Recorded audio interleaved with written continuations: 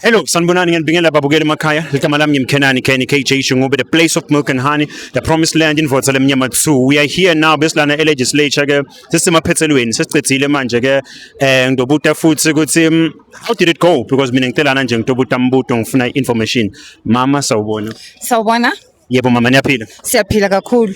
Mama, can you please tell us who you are and nokuthi kwenzakalani into ekutwenjani lana uthini mphumela? Okay. Igama lami nguBeauty Ndlovu.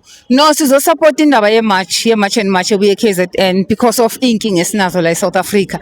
Right now mina thi ngikhulume ngami. Nginengane eqeda isikole, iye nasevarsity, ihleze ekhaya inamsebenzi. It's very very painful. And uphelelaphi udla drugs, as I'm telling you. So I have to come and support this thing because ngempela most of these people abazala eSouth Africa bazomosha, abazange ukuzokwakha bayamosha. As much as we know ukuthi most of the Nigerians are selling drugs, and ama drugs get the way sokubi ngakhona uwathola like sweets all over the streets. You don't struggle to get drugs. So we have to address this as South Africans because our government doesn't address this. So that's our concern, and that's why I'm here to support the march. And I think it was successful. I'm happy because no premier babekile ikhalo zabo bamniki ikhalo ukuthi abantu abasebenzi.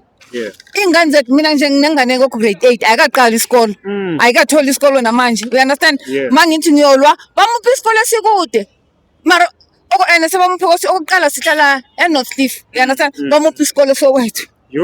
Okwesithuma sithi kukude bamusa kude le eNorth Riding lapho umntana azogibela khona ama-taxi ayi-3. You understand? Kukuthi khona bafika manje babuye emazweni bayangena bayawalk. Mina nje la engihlala lula la engihlala khona indlela eya esikolweni nephuma esikolweni, so ingane ziyacrossa ziyale ingane yami ikhale inyembe zaze zoma. So into ebuhlungu ke ngathi ma South Africans ukuthi kugcinwa ngathi isikhalo sethu leso.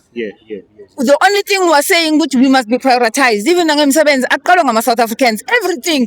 We understand, but now into ebuhlungu eyenza ukuthi abantu baze bamache kanje ukuthi kugcinwa ngathi. Thina nje njengoba sesithuka nokuthuka abantu basemazweni ukuthi siyavila up. Who was working la before? Because besebenza kubo labelungu laba abomama bethu besebenza emakhishini.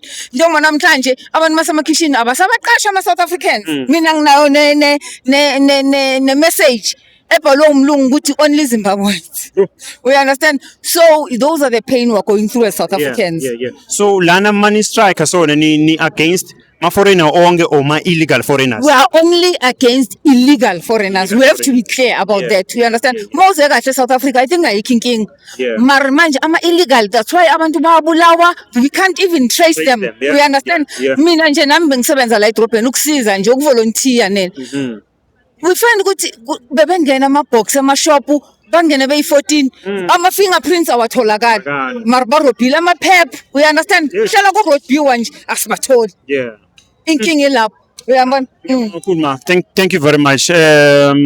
Lithemba marunalo ukuthi everything into right before nje. I do believe as long as sibamba kanje. Mina ngumuntu dala ngaqala umzabalazo 1976 I was in a march. My mother 1956 was in a march. So it's very painful ukuthi we are still marching even today. It's not nice. You understand? Amabhunu engafuni ukusimamela nalo government wenza the same thing akafuni ukusimamela. You understand? Uyakhohlwa igazi lachitheka ama South Africans akachitheka igazi la eSouth Africa. So our children to have a better future. But where is the better future?